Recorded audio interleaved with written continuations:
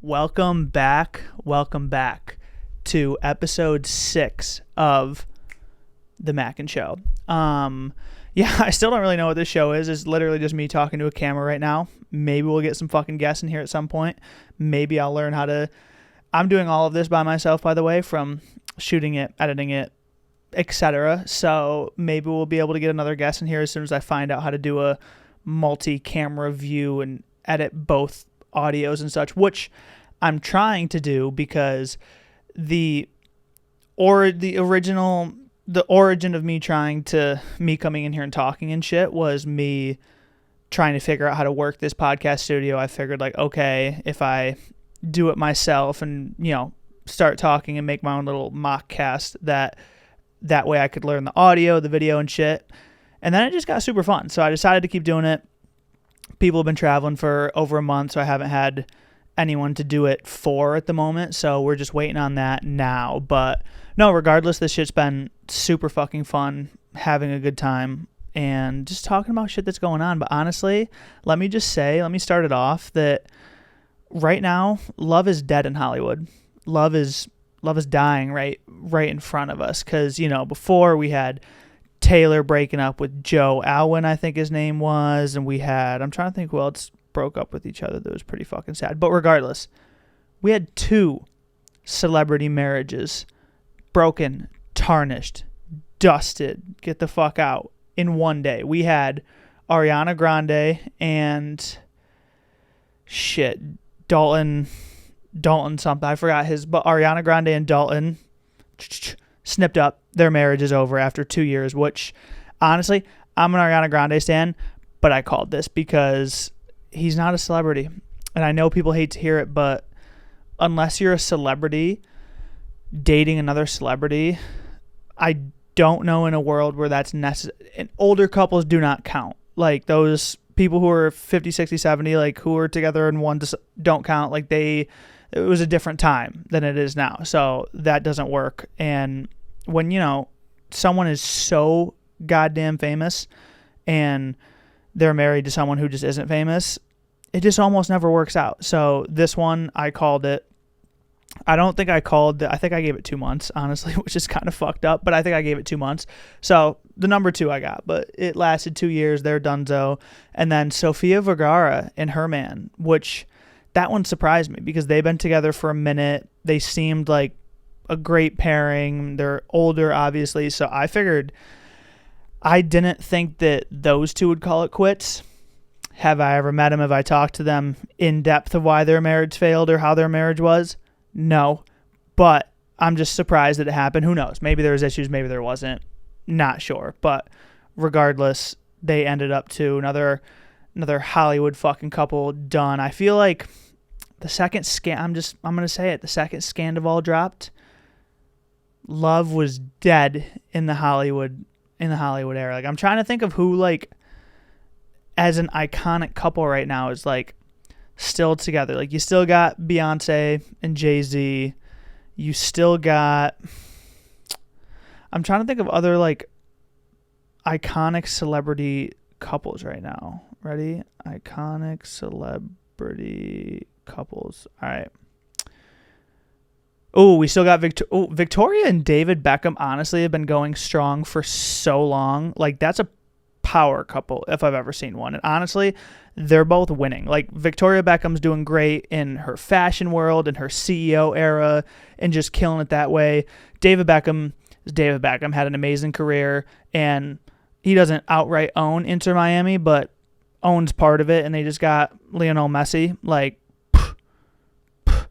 Crazy. That's a winning couple right there. So we got Jay-Z and Beyonce, Victoria and David Beckham. We got, even though I'm not going to consider Ben Affleck and Jennifer Lopez in that iconic celebrity couple because they broke up for 20 years and then got back together. I'm not. And hot take, I don't like Ben Affleck. I don't know why. I do not like Ben Affleck. I like that one movie. I like Air. Air was a great movie. The other movie he's in with Jeremy Renner where they're bank robbers or just robbers in general. I forget what The Town. The Town's a good ass movie and Air is a good ass movie, but for some reason I don't like Ben Affleck. I'm also not the biggest J-Lo fan, so that might just be unpopular opinion in general.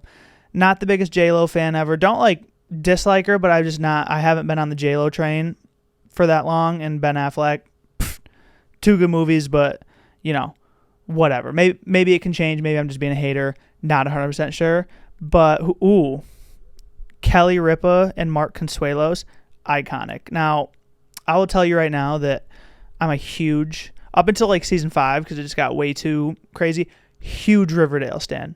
Huge Riverdale stan. Amazing. KJ Apa, Camila Mendez, Lily Reinhart, Cole Sprouse, Madeline Pesh, Vanessa Morgan. Fucking iconic cast. Honestly, for the first 4 seasons, that show had me by the throat, honestly.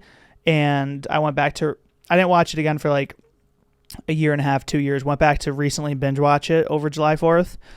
Got through 4 seasons in like a week and a half, 2 weeks. So that show still has me by the throat. That's an iconic couple that broke up, Lily Reinhart and Cole Sprouse, sadly. But I guess that's just the way the cookie crumbles in Hollywood. But, Emily Blunt and John Krasinski, fucking iconic. Like, Jim Halpert and Emily Blunt, like, let's fucking go. Now, I'm not that well versed with Emily Blunt's career other than A Quiet Place, Devil Wears Prada, and now Oppenheimer. Going to see Oppenheimer on Saturday. We'll talk about that in a second. But not that well versed on Emily Blunt's career in general, but she seems like a dope person, seems like a good ass mom. Do they have kids? Seems like a good ass mom, we'll say. Like, love her and John Krasinski's relationship. Like, that's a power couple to me, because just honestly, I think that's a fucking power couple to me. If I'm gonna say it honestly. So yeah, so a good amount of iconic couples, but they're not what they were back in the day, and it does feel like we're going back to 2008 specifically because of relationships failing / there's 2 things that gave me huge 2008 vibes recently. 1, GiGi Hadid arrested for marijuana in the Cayman Islands. What the fuck? Like, we knew models did drugs, obviously, but like, I would not have had it on my 2023 bingo card for GiGi Hadid to get arrested in that sounds like the plot out of a movie. Like, anytime you hear the Cayman Islands, I've literally never heard of the Cayman Islands being used in a sentence unless it was in a movie and people were trying to hide money there. So the fact that one of the biggest models in the world gets arrested in the Cayman Islands for weed. I was expecting it was going to be for like money embezzlement, like fraud, like whatever it may be, just weed. And GiGi Hadid, of all people, like, I'm surprised. Like, honestly, I guess there's no personality trait for it. I didn't take her for a weed smoker. She just seems so serious, and maybe weed gets her in that zone of just making her serious. Me, like, it would always get me goofy, joking around, like, always just being goofy. So maybe that was like what we did with her, just got her so serious. But yeah, that was not in my bingo card. And also, lucky for her, was the Cayman Islands. Celebrities, like, stop bringing weed places. Like, trust me, I would love to bring it all around the globe too. But like, after I get it was Russia, so like, come on now. Like, that was the one place that, like, that or like North Korea, you probably definitely shouldn't be bringing weed. But just stop bringing weed abroad, or like, have someone else do it for you. Like, I know that sounds fucked up, but that's how it happens. Like, have someone else do it for you, or have someone in that place that also has it. One or the other, because we don't want to see if GiGi Hadid got locked up too. A, that would be fucking crazy. B, I'd be kind of sad. Be like, what? She needs to be on the cover of a magazine right now, not in jail. Like, it's fucked up. So that's like one thing that happened. And the second thing that happened is right across the street from where I work. Kylie Jenner and Jordan Woods were spotted out to dinner. What? They do say time heals all wounds, and this one I actually expected. I'm not going to lie, the reunion of Kylie and Jordan, because Kylie definitely seems like she's trying to be back on her, like, fun shit, like her 2008 to like 2000, like, dyeing her hair, her vibe, like everything, like revamp Kylie Cosmetics again. Like it really seems like she's going to be on that vintage King Kylie era. And that was the time of Jordan Woods and Kylie Jenner, man. That's exactly what it was. And God knows what was like going on in the world that made Kylie Jenner and Jordan Woods link up, and GiGi Hadid get arrested in the Cayman Islands, and Britney Spears about to come out with a new song with will.i.am. Like, I don't know if we're in some sort of simulation where we're going back in time, or if like we're about to go to war with someone and they needed some like celebrity gossip behind it. Not 100% sure, but regardless, it seems like we're truthfully going back in time, because I did not see that. But back on Kylie getting getting dinner with Jordan Woods, I kind of called it, because don't get me wrong, I'm a big Kardashian sympathizer. We know this. So when this all happened, hell yeah, I was Team Kylie and Team Khloe. Like, you bet your fucking ass I was. But I kind of called, like, okay, Jordan and Kylie are both young as shit. Jordan fucked up. Especially in the celebrity world, we see people fuck up all the times. And so that wasn't a new thing. It was just fucked up the way it happened. Like, some shit went on. But anywho, it's like, okay, they're super young. Kylie's going to go have her fun with, her other best friend, Stassi Baby, and like Cardi B. Like, they're going to go do their thing. But someone coming in here? Maybe not. But I see Jordan Woods coming back into the picture, honestly, just because they were friends forever. Like, that was iconic. Like, Kylie and Stassi, always been good friends, but Jordan and Kylie, that was the duo. Like, that's Stormi's godmother right there, low key. So I really like this reunion. I hope it continues to happen. I hope they mend their relationship. I would also like to see Kylie get back together with Travis Scott. Like, please. I know I'm a big Travis Scott fan, but just like, for the culture, you should just do that for the culture, because like, that was so fucking iconic. That was like very 2018 and very needs to happen again. So low key, I think we went back into 2008, which was awesome. Speaking of, I mentioned Ariana and Tom and Scandival and everything earlier. Supposedly, Ariana Madix and Tom Sandoval were seen together filming a scene for the new season of Vanderpump Rules, which is crazy because I called this. Was I Team Ariana the whole time? Absolutely. Is Tom Sandoval a scumbag for what he did? Abso-fucking-lutely. Has their friend group done this like 9 different times so far? Yeah, they have. From like, Jax did it with Kristen. James Kennedy did it with Lala. Schwartz didn't really do it. But regardless, like, this whole friend group has been cheating and fucking on each other like the whole time, if we're being completely honest. So like, it was just a matter of they were together for so were Tom and Kristen were together for like fucking 7-8 years anyways. But regardless, like, they were together for a minute. It's like Team Ariana all the way. But I knew, like, okay, time's gonna pass. They're gonna realize, like, okay, like, this shit happens. It's still fuck you, but we're gonna film a new season. So filming a new season of Vanderpump Rules. And I heard Andy Cohen talking about it. Raquel is going to get a fucking bag for this season, honestly. Like, if you think about it, the drama that she caused and the amount of publicity she got Vanderpump Rules on. I mean, I get it. It was already a successful reality show, but just Scandival was probably one of the top 3, I want to say, biggest reality show scandals ever.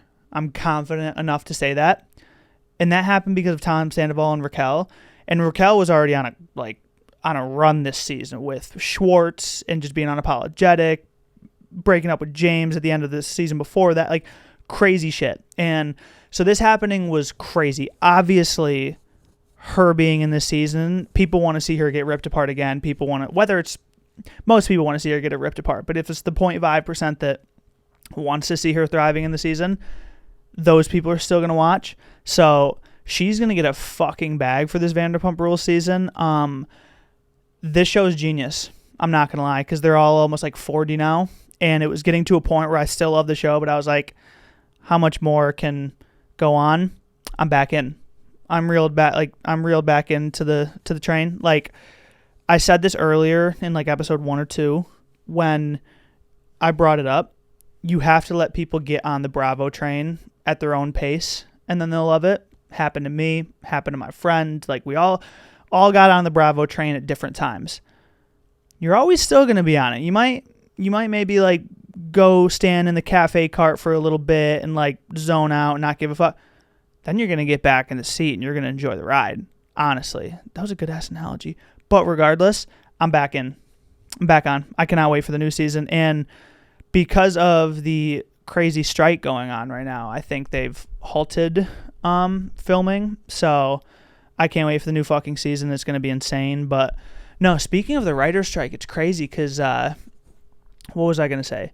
Actors and actresses are now in on it too because they had this whole SAG posted this whole document on like who they expect to be in on this strike too, and I know it had to do with, it was actors, actresses, like production people. I want to see if I can find the original post. No, that's like that stuff 6 days ago.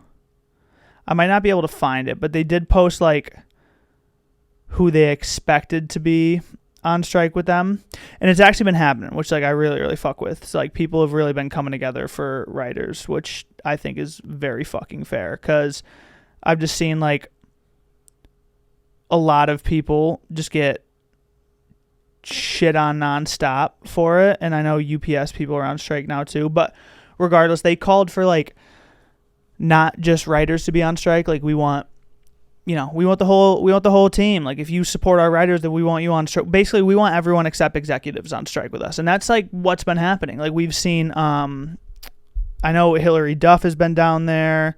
I know Mandy Moore has been down there. I know, funny enough, Roy from The Office was down there. And I'm sure you'll see a lot of TV specifically. I'm sure you'll see a lot of like actors and actresses down there, because like, when you get a lot of those shows, like when you look at The Office and realize like, and I know I'm not going to know all these people's real names. So when you get Ryan, Roy, Toby, and wow, I forget her name, but that, and then when you get like Always Sunny and you get Charlie Day, Rob McElhenney, like some of these actors that are acting in it, but they're also writers, like you're going to get a lot of like people to support you. This podcast is sponsored by Starbucks, by the way. But regardless, like it's crazy to see how like everyone coming together. I just don't understand, like when you're looking at some of these people that are talking about their residuals and they're getting like residual checks for like $1.45, $27, like some crazy low numbers. Like they're not asking for the, $100 million, but it's just like, if the executives are going to make $50 million a year, at least let them make like $50K on some residuals or some shit like that. And I hate when people are like, because I was talking to someone about this the other day, and they're like, oh, well, like some writers make like $7,500 a week or some shit like that. First off, I doubt that's every single week for some writers. And also, if that is every week for some writers, just because you're making good money does not mean you should not be compensated for doing the work that you're doing. Simple as that. Like, I'm not saying execs don't do a lot of work, but writers are quite literally writing your fucking show. And like, I know from talking to people that like all the effects people, all the CGI people, director, these people are making out great. They're very well compensated. So the writers that are giving us the lines that like are out here winning Oscars, monologues, and some of our favorite lines, our favorite TikTok fucking sounds and shit like that. Yeah, I'm pretty sure those people deserve to be compensated. So I just hope they come around to it. Like, I know Bob Iger said that it was like disgusting, or that they need to be realistic. And it's like, dude, you have like a $400 million yacht. Like,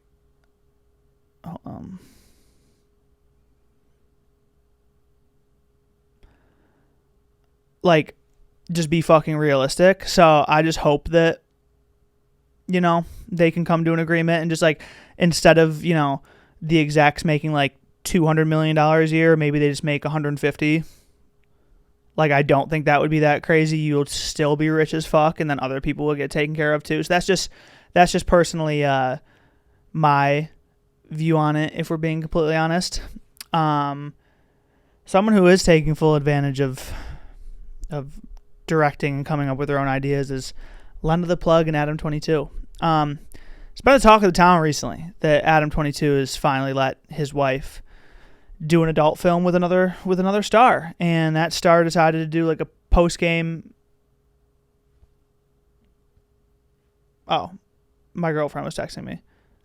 I texted you back.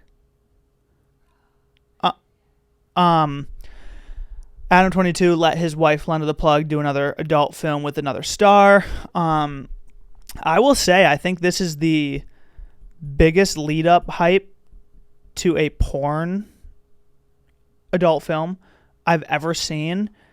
I think it's super genius. Now, the idea behind it, is that something I'm into? No. Is it something I think he's crazy for? And how much he's been talking about it himself? Yes. Do I think in his mind he's like, oh, I'm being fair, like, because their Plug Talk show, he gets with other girls, and with her they have like a nice threesome and shit like that, like absolutely crazy. Like, she lets it happen, it's great. He wanted to return the favor, like, go do an adult film. That would be my villain origin story if I saw that post-game interview that Jason Love gave. Quite literally my villain origin story, like him talking about stretching out my way, all this crazy shit. I don't think I could fucking handle it, honestly. So he's more mature than me, Adam22. So, like, I'll say that, like, because I would not let you fuck another dude. She lets him have sex with multiple other girls a week. No, I said that, like, in his mind, he's being fair, which is awesome. But that's why he's more mature than me, because I would not, I would not be in that predicament anyways, because I wouldn't want to do that. But regardless, that would be my villain origin story if I did let it happen, and then the guy afterwards was giving a post-game interview in a car talking about stretching out my wife and like all this other stuff. It would just be crazy. So shout out Adam22 in the world that he's living in, because like he's, you know, they had a great rollout plan for their adult film, honestly. So Except it got leaked everywhere. I look like the peanut butter baby today. You look great. My girlfriend looks great.